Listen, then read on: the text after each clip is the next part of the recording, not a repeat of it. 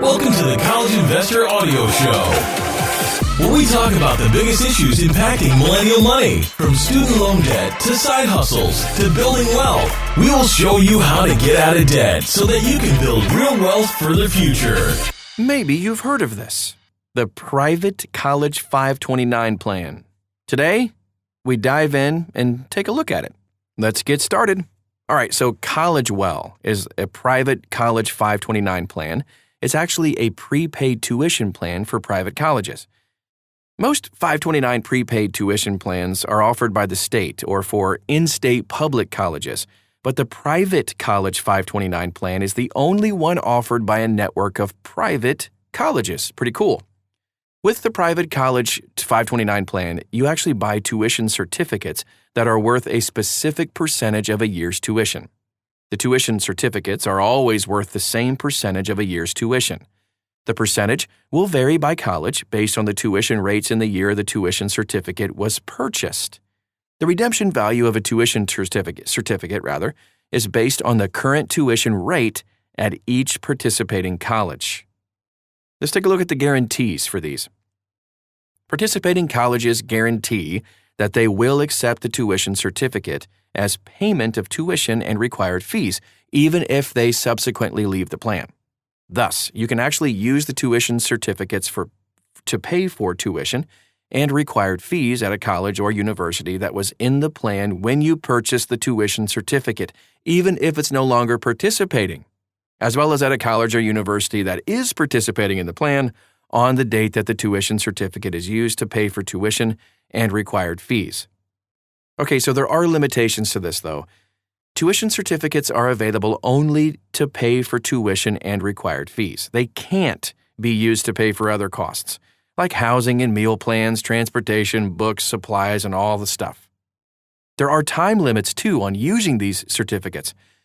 Tuition certificates must have been purchased at least 36 months before they can be redeemed to pay for tuition and required fees. So, if you time the purchase right, you can buy tuition certificates just before the start of freshman year to pay for the senior year, providing a hedge against inflation.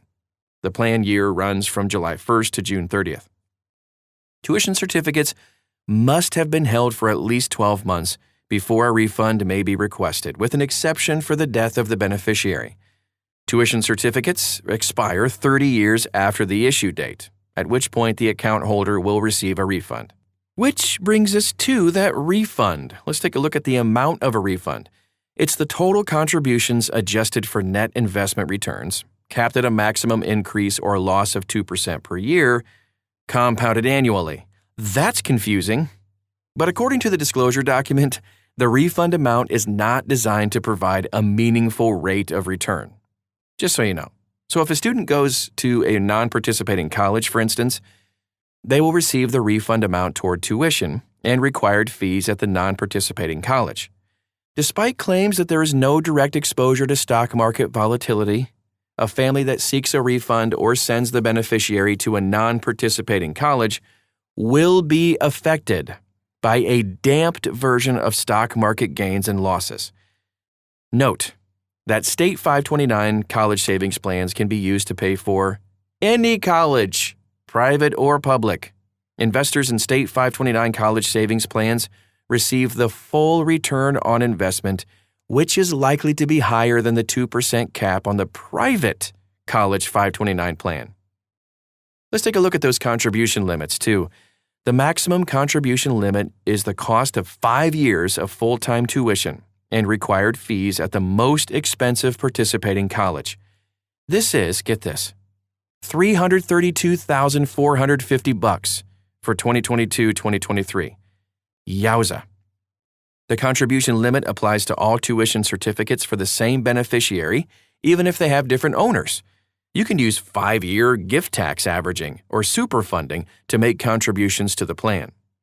The minimum initial contribution is $25, but the account owner must contribute at least $500 in the first 2 years after opening the account, or the contributions will be refunded to the account owner.